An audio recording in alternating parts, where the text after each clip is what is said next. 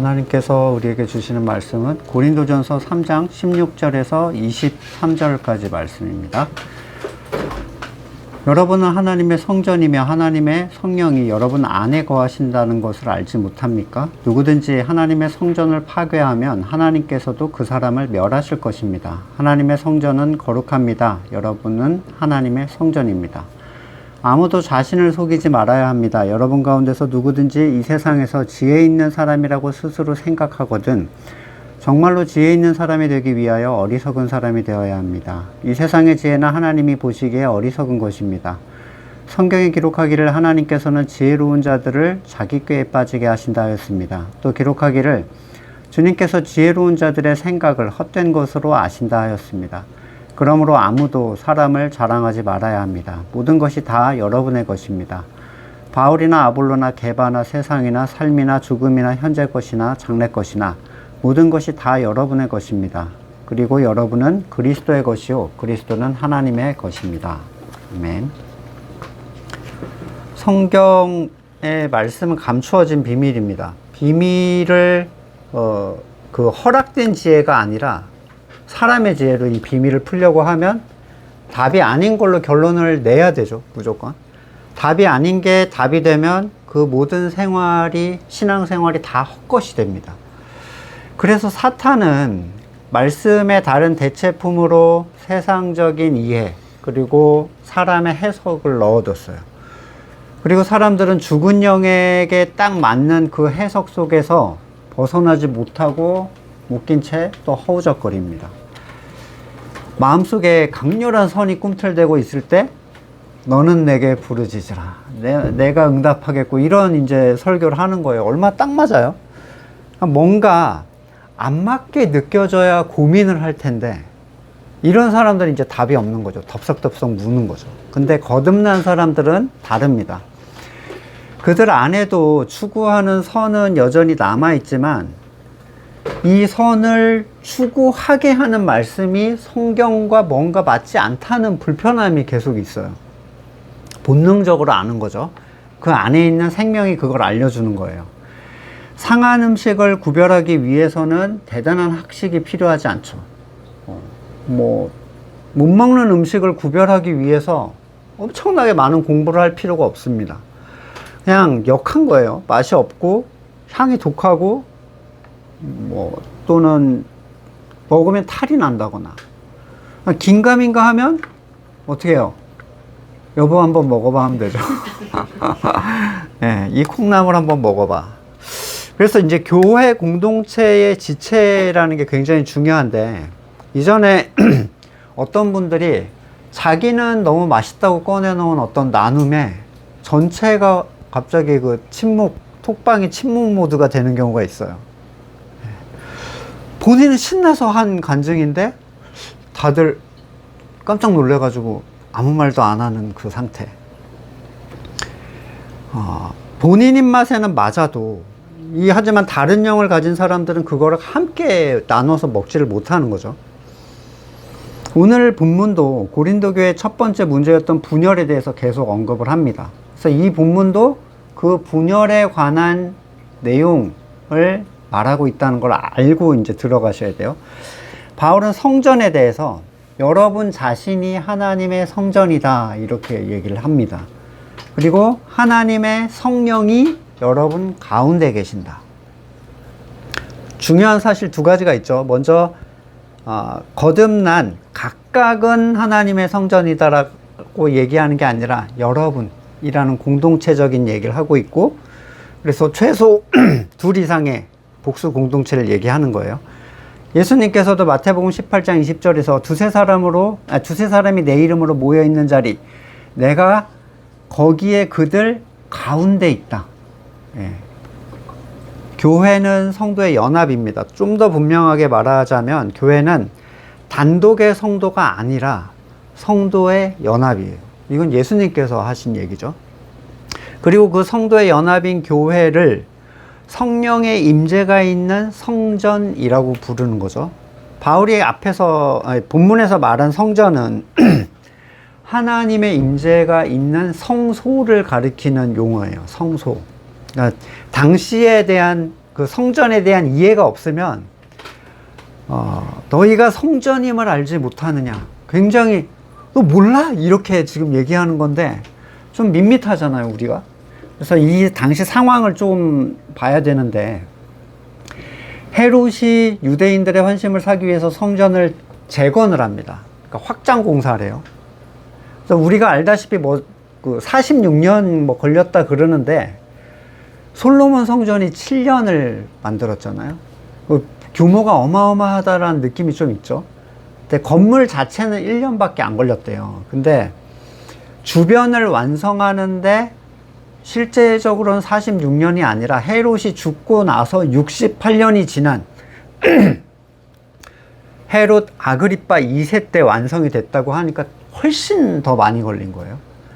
길이가 이렇게 사각형으로 보면 긴 쪽이 한 500m, 짧은 쪽이 한 300m의 약간 비대칭 구조인데, 예루살렘 구시가지 면적의 6분의 1이 성전이에요. 어마어마하게 큰 거예요. 어마어마하게.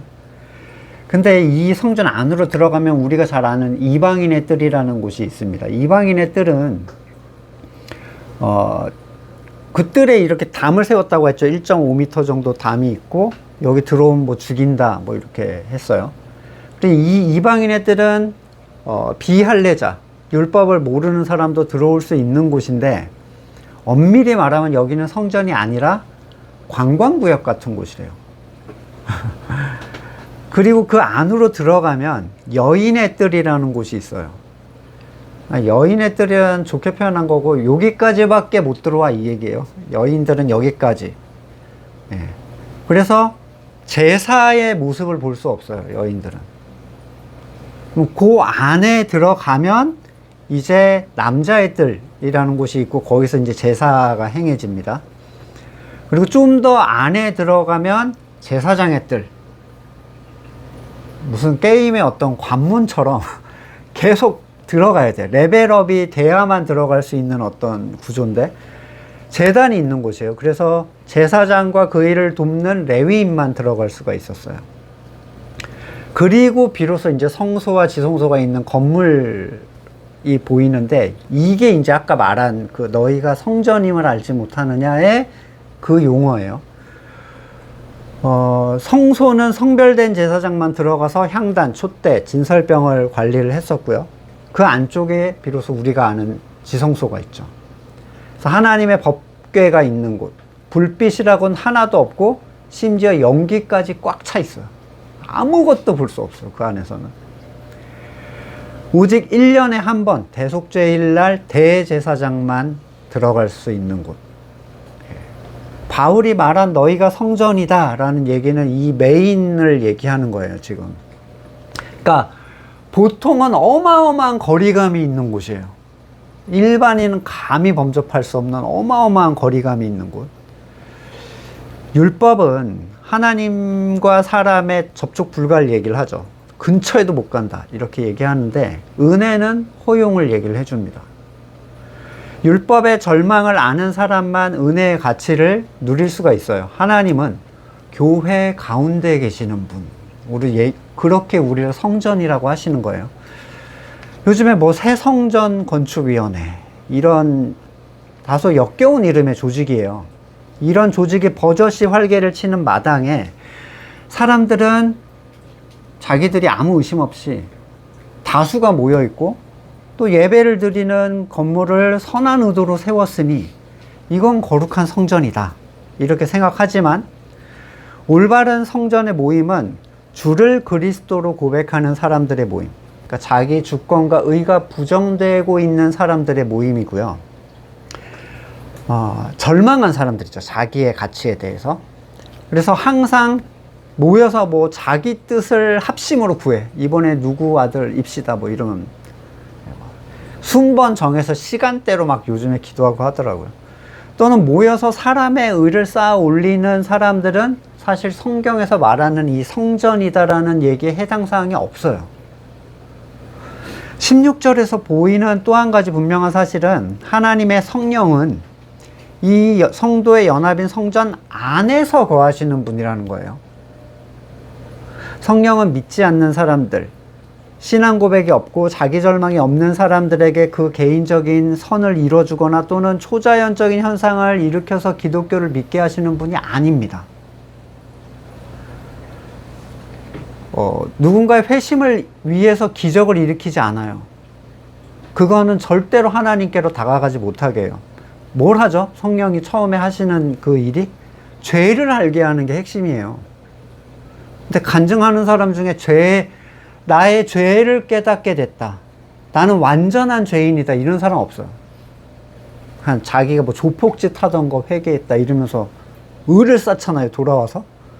괴상한 간증인 거죠. 그리고 교회를 하나로 바르게 세우기 위하여 그들 가운데서 능력을 행하시는 분, 교제케 하시는 분. 따라서 아직 교회되지 못한 사람들이 생각했던 성령의 역사라는 표현들의 대부분은 반성경적이고 더 나아가서 사탄적이기까지 한데, 왜 그러냐면 교회가 아닌 걸 일단 교회라고 가르치고 있고요. 성령이 아닌 걸 성령이라 하니 하나님의 말씀이 아닌 게 하나님의 말씀이 돼버리는 상황이 나타나는 거예요. 사탄이 하는 거잖아요. 성경에 이렇게 써있지 않냐 그러고 멋대로 왜곡하는 거. 교회사에 여러 번 그 대부흥에 대한 내용들이 있어요. 또는 성령의 역사라고 하는 것들. 가장 최근에 여러분 23년에 에즈베리 대학 한참 유명했었거든요. 거기에 부흥의 현상이 일어났다면서 전 세계가 주목을 했던 적이 있습니다. 23년 아마 겨울쯤이었던 것 같아요. 늦음하게. 대학에서 체프를 행하고 있었는데 이 예배가 계속 지속이 되는 거예요. 사람들이 너무 삐를 받은 거죠. 그래서 안 가, 집에. 계속 찬양을 해. 10시간이고 막 처음엔 계속 하다가 이게 날을 새고 막 이러니까, 야, 저기 좀 뭔가 이상한 일이 있는 것 같아. 그리고 사람들이 모여들기 시작하더니 이제 전 세계에서 막 비행기를 타고 관광을 오고 구경을 오고 이제 이렇게 되는 거죠. 뭔가요? 예배 예전이 계속되면 그게 부흥인가요? 또는 온 세계가 관심을 가지고 그 현상을 보고 거기에 동참하고자 하면 그게 부흥인가? 부흥은 신비 체험을 하거나 종교 행위가 지속되는 게 아니라, 원래 성경적인 용어는 쇠퇴하였던 인간이, 그러니까 죄를 지었던 인간이 본래 하나님의 창조의 자리로 돌아가는 걸 얘기를 해요. 그러니까 주권을 내어드리고 피조물의 자리로 내려서는 거. 지금 에즈베리 부흥 사라졌죠. 아무것도 남아있지 않습니다. 대체품이라는 것은 바른 걸 찾아 헤매는 사람들에게 큰 혼란과 어려움을 줘요. 성전이 아닌 자들에게 사탄은 성전의 새로운 정의를 부여해 줬어요. 건물을 짓고 너희가 거기를 성전이라 불러라. 대표적인 게 카톨릭의 성전들이죠. 그리고 그들은 성도들과 동일한 용어를 가지고, 다른 의미인데 동일한 용어를 사용해요. 그래서 얼마든지 그걸 가지고 자기 의를 채우고 사적인 소원을 빌어댈 수 있습니다. 성전 파괴에 대하여 이런 얘기를 하셨던 분이 생각이 나요. 자기가 다니는 교회에 대해서 불신자인 남편이 엄청 부정적인 얘기를 막 한 거죠. 물론 건물의 교회였어요. 이 교회에 대해 남편이 부정적으로 반응했더니 하나님의 성전을 파괴하면 멸하신다 했는데, 그럼 너랑은 이혼각이다, 이런 거예요. 남편이 꼬리를 확 말았다는 그런 이제 내용이었어요. 근데 남편이 부정적으로 말했던 것은 실제 하나님의 성전도 아닌 사람들이었고요. 두 번째, 설령 불신자가 진짜 교회를 부정적으로 말했다고 해서 성전이 파괴되지도 않습니다. 생각해 보세요. 하나님의 성전은 어떻게 파괴되는가? 아니, 누가 하나님의 성전을 파괴할 수 있어요?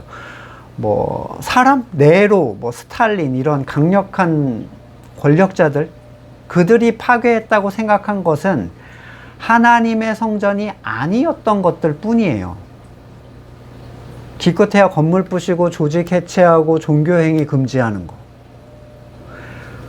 예전을 막는 거, 그런 건 할 수 있어도 하나님께서 거듭나게 하신 사람, 것들, 그 가운데 거하시는 그 교회됨을 부실 수가 없습니다. 그들보다는 오히려 세속적인 종교 지도자들이 끼친 해악이 더 크죠. 네로나 이런 사람들보다. 네, 세속적인. 자, 부실 수 없는 이유는 그들은 하나님의 성전을 알아볼 수 없기 때문이에요. 뭐가 보여야 부시죠. 교회는 수준 높은 성도가 알 수 있는 하나님의 비밀이라고 했어요. 그러니까 유아적인 성도들은 알지도 못해. 교회가 아직 뭔지도. 보이지 않는 걸 어떻게 파괴합니까?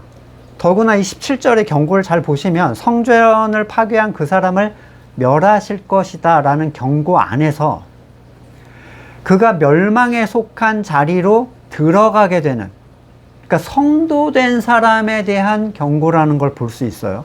가령 믿음 없는 불신자 중에 멸망에 들어가지 않는 사람도 있나요?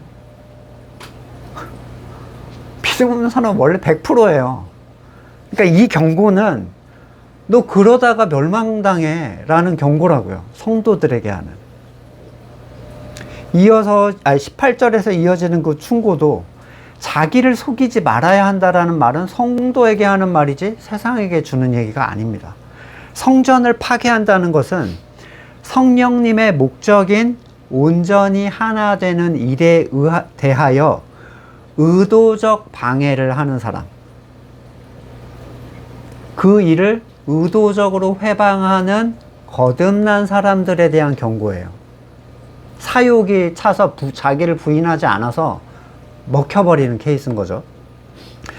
결국 교회의 사적인 목적으로 분열을 의도하는 존재들에 대한 경고인데, 대표적으로 아나니아와 삽비라 같은 사람들이 있어요.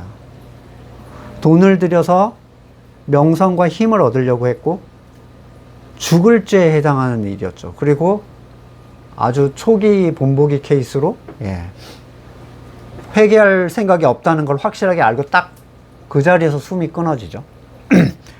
또 예수님의 경고를 보겠습니다. 마태복음 12장 30절. 나와 함께하지 않은 사람은 나를 반대하는 사람이요, 나와 함께 모으지 않은 사람은 해치는 사람이다. 그러니까 쉽게 말하면 머리로만 연합하면 무조건 연합하게 돼 있다는 거예요. 서로 연합하려고 하지 말고 머리로만 연합하면 무조건 연합하게 돼 있어요. 자, 내가 너에게 말한다. 무슨 죄를 짓든지 신성 모독을 하든지 그들은 용서를 받을 것이나 성령을 모독하는 건 용서받지 못할 것이다. 또 누구든지 인자를 거슬러 말하는 사람은 용서를 받겠으나 성령을 거슬러 말하는 사람은 이 세상에서도 오는 세상에서도 용서를 받지 못할 것이다. 세상이야. 성령을 거슬러 말할 수밖에 없잖아요. 세상이야. 그러나 의도적으로 거스르는 것은 거듭난 사람밖에 없어요. 그래서 예수님께서는 죄를 짓게 하는 존재들에 대하여 치리를 통해 그걸 잘라내라고 얘기를 하셨죠. 마태복음 5장 29절, 눈이 너를 죄를 짓게 하거든 빼버려라. 한 부분을 잃는 것이 온몸을 지옥에 던지는 것보다 낫다. 오른손이 너를 죄짓게 하거든 찍어내버려라. 똑같은 얘기를 하시는 거예요. 교회는 하나님의 임재의 장소고 성령을 통한 교제를 통해서 온전히 하나가 되도록 하나님께서 정하신 뜻이 있는 장소인 거죠. 하나님의 성전은 거룩합니다. 그러나 사람으로부터 나오는 건 부정하죠.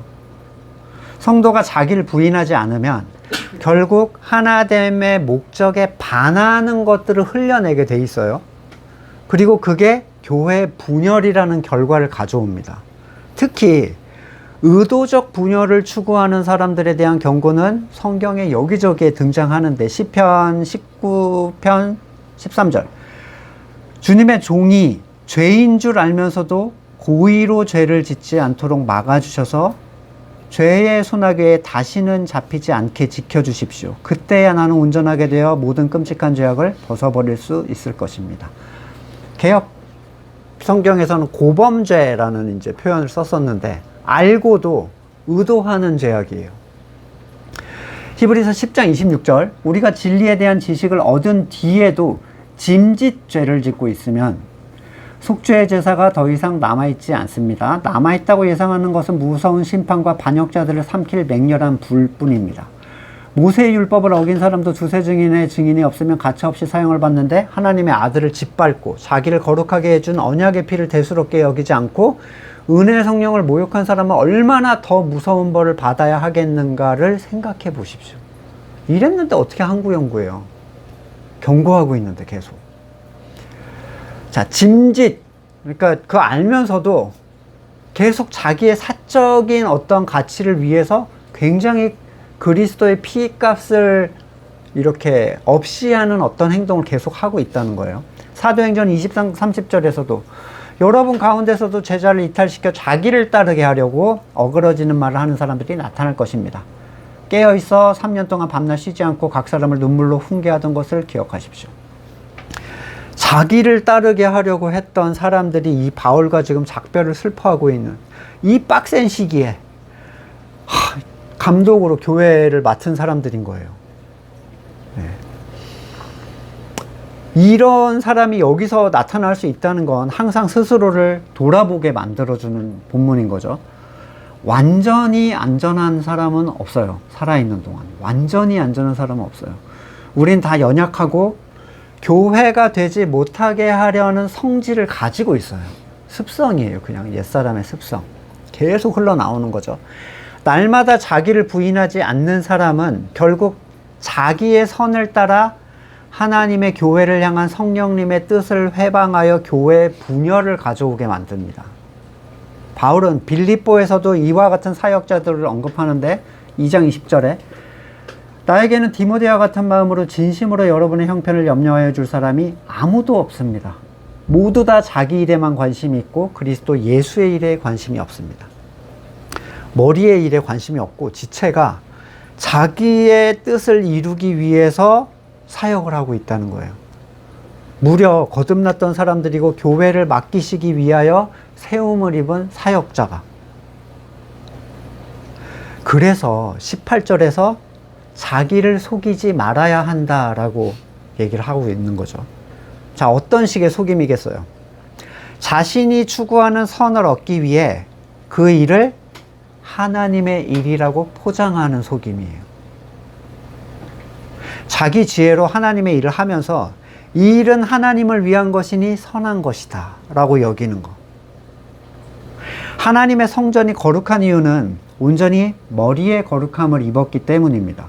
그래서 우리에게 드러나는 옛사람의 습성을 부인하기만 하면 하나님은 그 더러움을 보지 않겠다고 약속을 해주셨어요. 자, 부인하는 건, 중요한 건 부인하는 건 습성을 제거하는 게 아닙니다. 그렇게 착각하면은 정죄의 감옥에서 헤어나오지 못해요. 부인하는 건 그 모습 자체를 슬퍼하고 애통해 하는 거예요. 우리는 그걸 스스로 제거할 수 없어요. 우리는 스스로를 바꿀 수 없습니다. 머리 대신 그리스도께서 그것을 애통하는 그를 위로하시고 새롭게 해주실 거예요.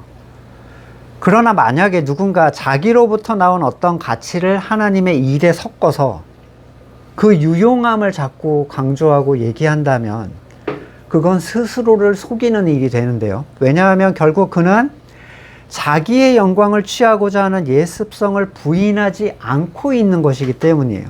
자, 나로부터 나온 것이 하나님을 높인다라는 그 결론은요, 결국 다 자신을 높이려고 하는 옛사람의 특징입니다. 아, 이렇게 하려고 나를 또 이렇게 쓰시는구만. 이런 거 있잖아요. 이런 걸 하려고 나를 이렇게 가르쳐 놓으셨구만. 뭐 이런 거. 아니요. 그거 하나님은 안 쓰십니다.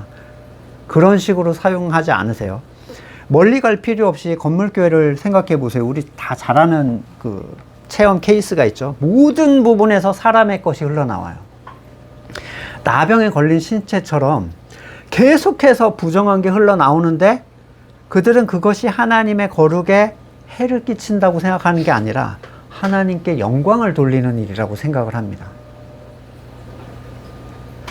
지난 시간에 보았던 그리스도의 기초에 건물을 세웠으나 그게 금, 은과 같이 좋은 재료라고 생각했던, 다른 의미로는 스스로가 속은 거죠. 자기한테.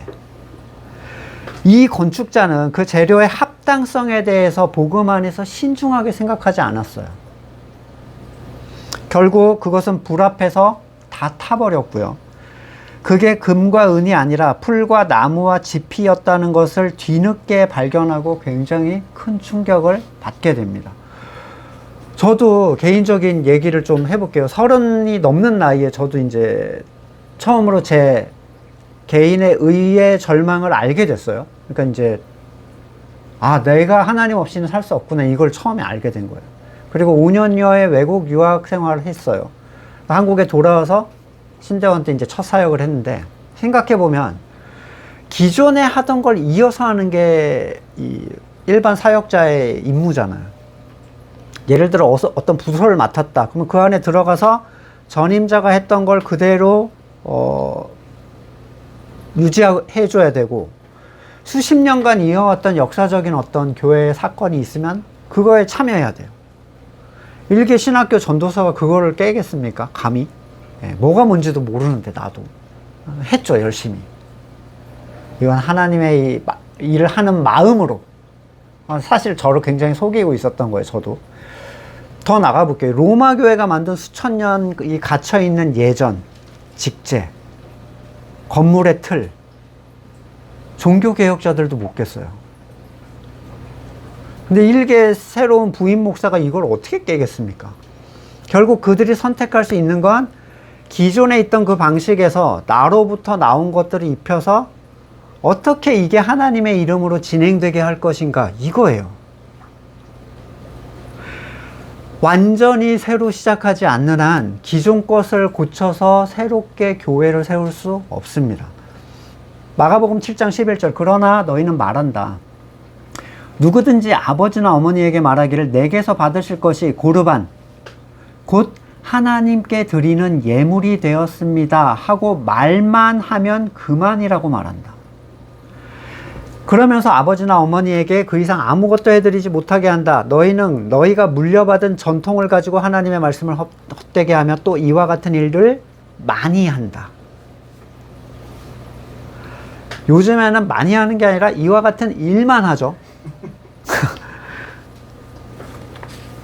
자기로부터 나온 자기 의와 유익을 위한 것인데도 거기에 거룩의 옷을 입혀서 하나님께서 받으실 것이 되었다라고만 하면 끝이에요. 가톨릭 교회의 전통, 교단의 전통, 자교의 전통, 성경과 다르다는 것에 대하여 질문을 던지고 멈춰서는 사람이 얼마나 있겠습니까?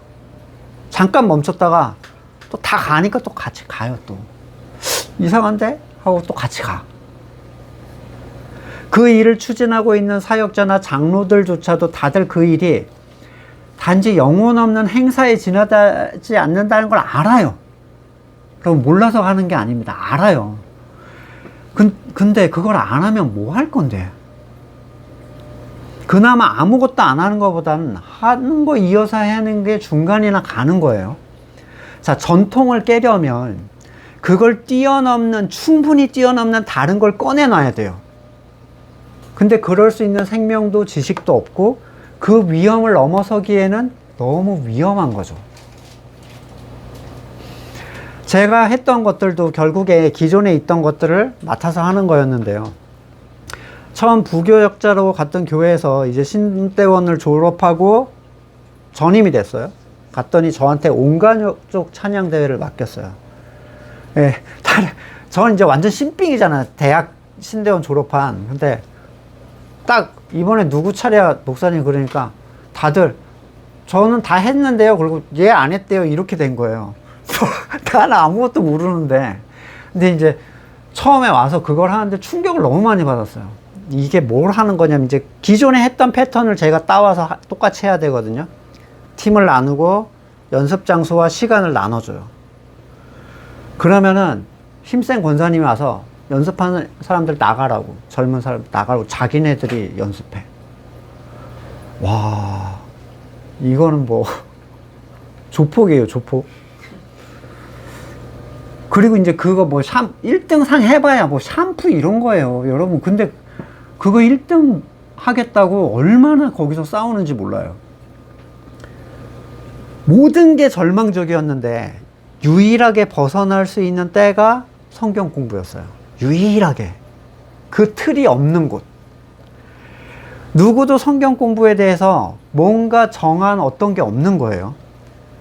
특히 이제 새가족 성경 공부의 가치를 다른 분들은 그 기초반 이렇게 생각해서 되게 우습게 생각하실지도 모르지만, 저는 완전히 새로운 기둥을 갖추는 시간이었어요. 가는 교회마다 제가 새가족 공부를 이상하게 하게 됐는데, 개인적으로는 신앙의 시작, 죄, 율법, 은혜, 영육혼, 이런 것들을 정립하는 시간이었습니다. 그 와중에 저는 제가 가지고 있던 가치를 계속 섞었죠. 왜냐면 내가 섞는 줄 모르니까 계속 섞는 거예요.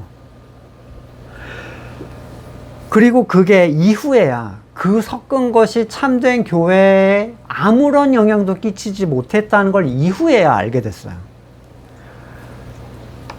살아있는 생명에게 유일하게 영향을 끼쳤던 것은 오직 성경 말씀 뿐이었는데, 이전에는 성경 공부들을 하려고 하면 제가 이제 책을 막 사요.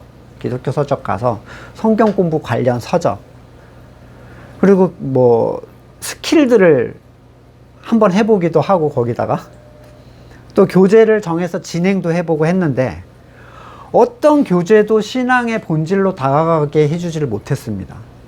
그냥 뻔한 얘기, 착하게 살고 종교행위 열심히 해라, 그러면 잘 될 거다. 세상의 지혜는 즉각적인 반응이 있어요. 그래서 약간 마약 같죠. 씨가 뿌려지고 그게 싹이 틀 때까지 기다리는 생명의 반응이 아니라, 뭔가 진행하면 눈에 확 드러나는 류의 효과를 가져옵니다. 지금의 성경학교를 한번 보세요. 성경학교는 성경을 배우는 학교잖아요. 성경을 펴놓고 성경 공부한다고 하면 누가 옵니까, 애들이? 안 그래도 오기 싫은 교회 부모님 때문에 억지로 왔는데, 이제는 성경학교 규모가 다 쪼그라들어서 개교회가 성경학교를 안 해요. 연합으로 갑니다. 저 대학으로 보내면 유명한 강사들하고 CCM 가수들하고 기독교 무슨 인물들이 와서 간증하고, 좋잖아요. 좀 뭔가 하는 것 같고 대단히로.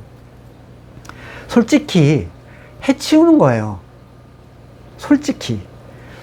자, 교사와 학생이 눈과 눈을 맞추면서 그가 만난 하나님이 어떤 분이고, 성경이 말하는 하나님과 그게 어떻게 다른 건지, 어떻게 연결이 되는지, 생명의 교류를 차분하게 나누고 성경에 대해 궁금한 것들을 얘기하는 그런 개인적 관계가 없습니다. 한 건물에 교회가 있어요. 말씀을 서로 나누는 교회가 있는가? 오늘 들은 말씀을 모여서 함께 몇 시간씩 그것들을 얘기를 나누고 묻는 곳이 있는가? 목사의 설교가 끝나면 바로 흩어져서 자기들이 맡은 걸 처리하러 돌아가죠. 그들이 그렇게 가는 이유는 그게 하나님의 일이라고 생각하기 때문이에요. 근데 정작 그들이 그 일로 자기를 부인하고 그들의 소망이 하나가 되는가?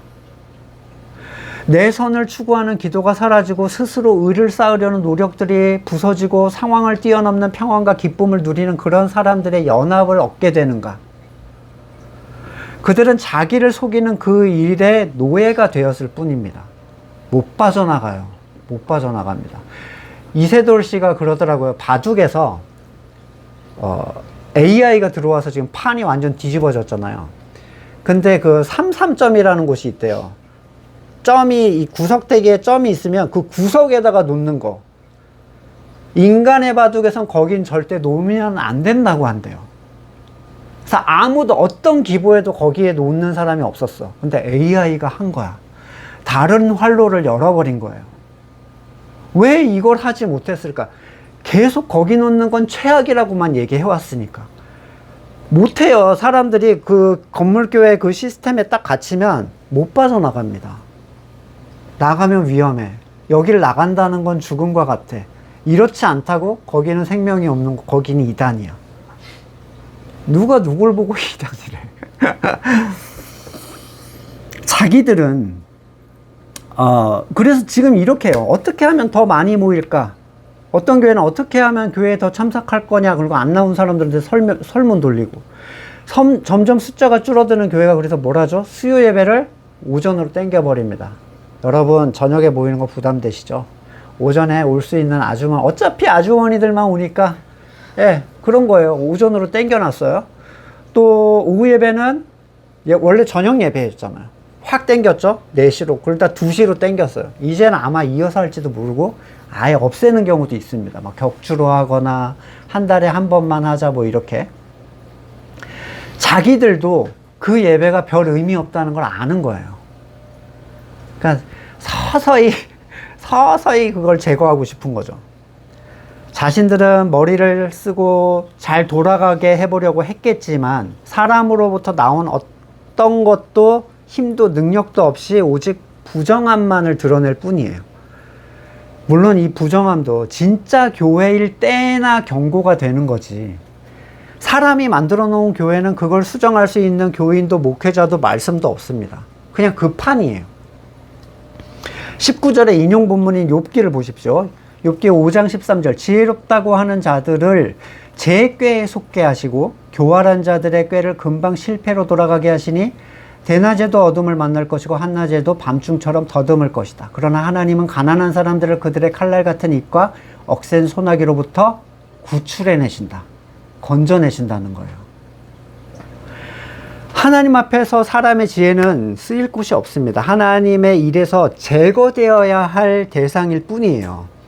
하나님의 징계는 이런 지혜를 진짜 교회 안에서 내세우는 자들에 대한 징계예요. 너네를 쓸어버릴 거야. 잘라낼 거야. 이 얘기예요. 시편 94편 8절 백성 가운데 미련한 자들아 생각해봐라. 어리석은 자들아 너희는 언제나 슬기로워지겠느냐. 귀를 지어주신 분이 들을 수 없겠느냐. 눈을 빚으신 분이 볼 수 없겠느냐. 문나라를 꾸짖으신 분이 벌할 수 없겠느냐. 무사람을 지식으로 가르치시는 분에게 지식이 없겠느냐. 이 사람들은 지금 하나님을 우습게 여기고 자기들의 지혜와 주권을 주장하는데 주님은 그들의 생각을 이렇게 표현하세요. 주님께서는 사람의 속생각이 허무함을 아신다. 존재 자체가 먼지인데 걔가 무슨 생각을 하는 게 뭐가 중요하겠어요. 먼지, 입김, 그림자 같은 존재가 무슨 진리에 속한 하나님께 속한 지혜를 가지고 있겠습니까? 주님께서 꾸짖으시고 주님의 법으로 친히 가르치시는 사람은 복이 많은 사람입니다. 이런 사람에게는 재난의 날에 벗어나게 하시고 악인들을 묻을 무덤을 팔 때까지 평안을 주실 것입니다. 주님께서는 주님의 백성을 외면하지 않으시며 주님이 소유하신 백성을 버리지 않으실 것입니다. 판결은 반드시 정의를 따를 것이니 마음이 정직한 사람이 모두 정의를 따를 것입니다.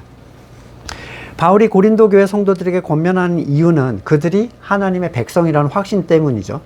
비록 아볼로가 지프로 뭔가 세우다가 자기도 속은 거예요. 자기한테 이거 이렇게 하면 잘 되겠지 했죠. 잠시 그들이 흔들렸지만 그들은 여전히 하나님의 생명이 있는 존재들이었고 이 얘기는 올바른 복음이 선포될 때 알아들을 수 있다는 얘기예요. 그들의 기초가 그리스도의 십자가였기 때문에 포기하지 않고 계속 권면하는 겁니다. 21절에서 이런 이유로 아무도 사람을 자랑하지 말아야 한다. 이런 결론을 내리는데 사람은 자랑할 만한 존재가 될 수 없어요. 누구에게 속했다라는 건 아무것도 아니에요. 어떤 지도자의 지도를 받고 있다는 건 아무것도 아니라는 거예요. 왜냐하면 그는 통로일 뿐이에요.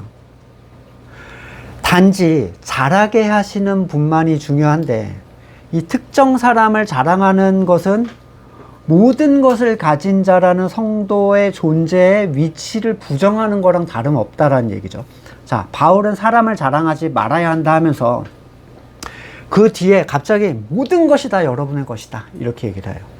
하나님의 아닌 특정 대상 또는 세상의 어떤 것이 축복의 근원이나 자랑이 되는 것은 그 근원을 부정하는 존재, 그걸 주시는 근원 대신 하나님을 부정하는 거라고. 나 이게 있어, 나 누구네 그룹이야, 나 이번에 이거 가지게 됐어, 이런 건요 그걸 주시는 분을 소유했다는 거랑 나는 관계가 없다라는 거랑 똑같아요. 바울은 그들이 분열되어 자랑했던 사역자뿐만 아니라 생명이 없는 사람들이 그렇게 얻기 원하는 세상, 그리고 삶과 죽음, 현재의 것과 장래의 것, 모든 것이 다 성도의 것이다 이렇게 얘기를 합니다. 에베소서 1장 22절 하나님께서는 만물을 그리스도의 발 아래 굴복시키시고 그분을 만물 위에 교회의 머리로 삼으셨습니다. 그리스도의 십자가의 순종은 그분을 만물 위에 세우는 일로 이어졌고, 보이는 세계뿐만 아니라 삶과 죽음, 과거, 미래 모든 것이 그리스도의 능력 밑으로 들어가게 된 거예요. 그러면 이게 왜 성도의 것이냐? 23절, 그들이 교회이기 때문입니다. 교회, 너도 그분의 일부기 때문에. 머리 대신 그리스도의 소유고, 이 그리스도는 하나님의 것이에요. 하나님을 아버지라 부르는 존재에게 그분의 모든 것은 자신의 것인 거죠. 에이, 뭐 말이 그런 거지, 세상을 다 내 거라면서 내 맘대로도 못 쓰잖아, 이러고 있죠. 그게 누가 한 얘기예요? 탕자의 형이 했던 얘기입니다. 누가복음 15장 29절, 나는 이렇게 여러 해를 두고 아버지를 섬기고 있고 아버지의 명령을 단 한 번도 어긴 일이 없는데 나는 친구들과 함께 즐기라고 염소 새끼 한 마리 주신 일이 없습니다. 근데 창기와 어울려 저 아버지의 재산을 삼켜버린 아들이 오니까 그를 위해 살찐 송아지를 잡으셨습니다. 얘야, 너는 늘 나와 함께 있으니 내가 가진 모든 것이 다 네 것이다. 네. 너희 가운데 있는데 왜 난 안 줘? 이러고 있는 거예요, 지금. 사실 막 거듭난 사람들은 자기를 형이라고 생각하지 않죠.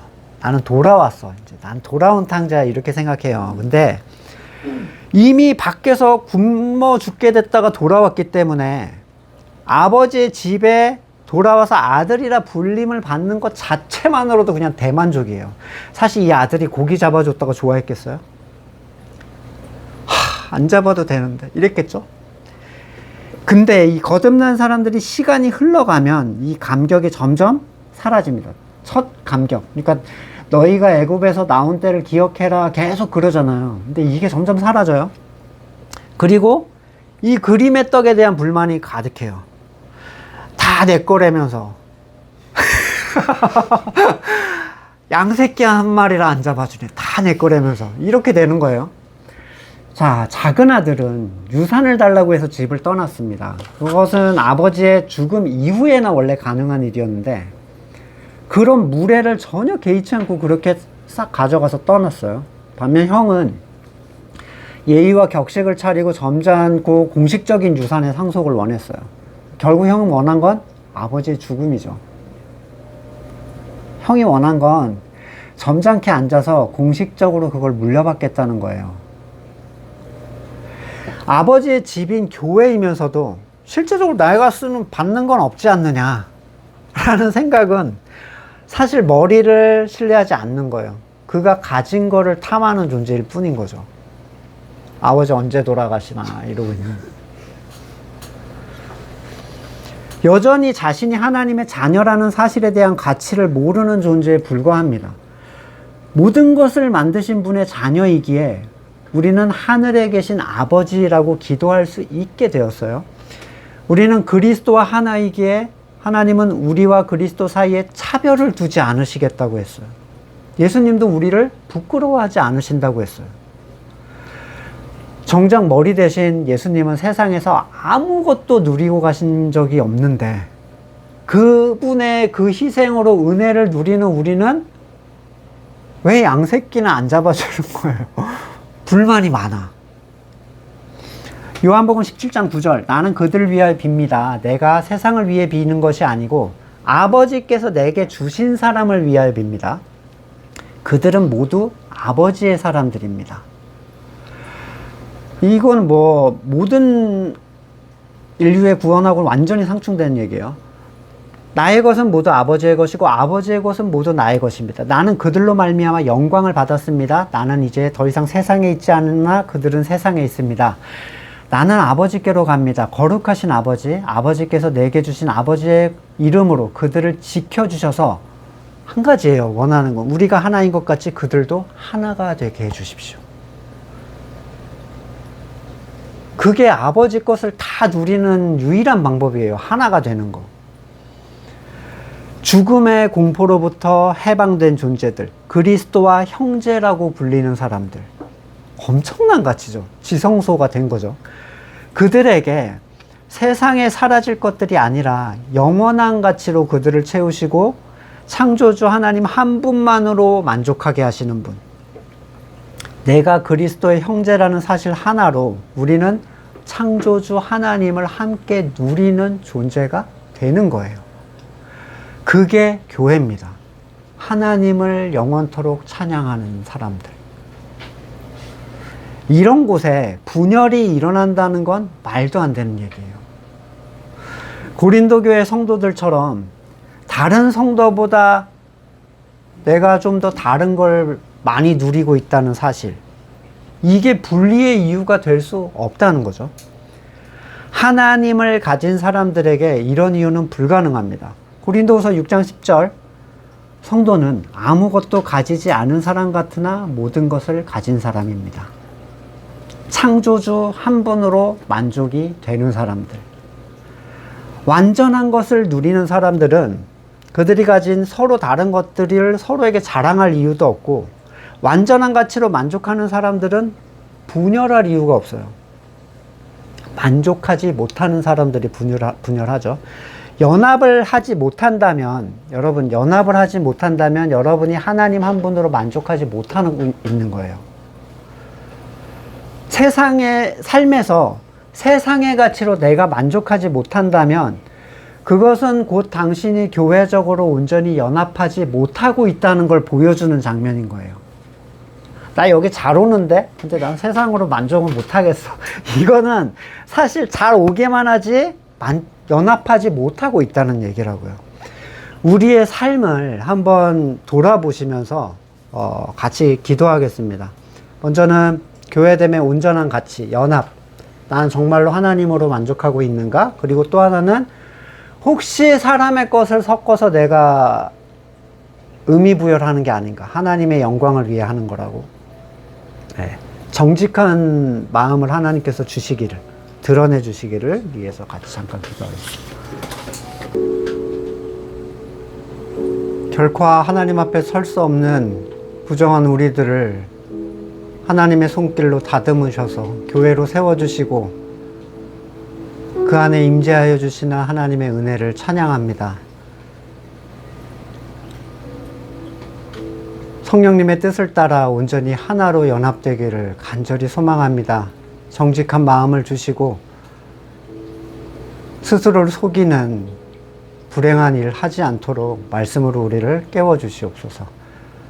이제는 우리 구주 예수 그리스도의 놀라우신 은혜와 하나님 아버지의 크신 사랑과 성령의 교제케 하심이 오직 하나님 한 분만으로 만족하기를 간절히 소망하는 우리 성도들과 그의 삶의 자리 가운데 지금으로부터 영원까지 함께 하시기를 간절히 축원드립니다. 아멘.